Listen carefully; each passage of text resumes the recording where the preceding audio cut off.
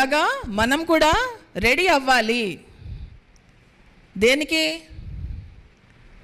ఆత్మధ్యానానికి ready అవ్వాలి. మనము ఆ బాధ్యతలను చేకూర్చడానికి మనం రెడీ అవ్వాలి. ఇంకా ఇంకా ఇంకా ఎదుగుతూనే ఉండాలి. ఎక్కడ కూడా మనకి ఫుల్ స్టాప్ లేదు. ఫుల్ స్టాప్ ఉందా?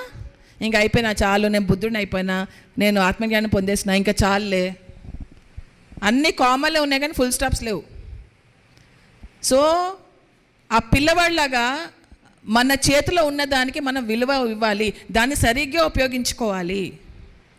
లేకపోతే చేతిలోంచి తీసేయబడుతుంది.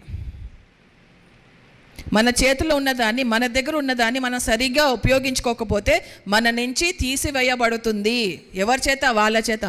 మీరు కాదు. అక్కడ ఓహో వీళ్ళకి ఇంత గిఫ్ట్ వచ్చింది, ఆ గిఫ్ట్ని వీళ్ళు సద్వినియోగపరచుకోలేకపోతున్నారు, దాన్ని సరిగ్గా ఉపయోగించుకోలేకపోతున్నారు.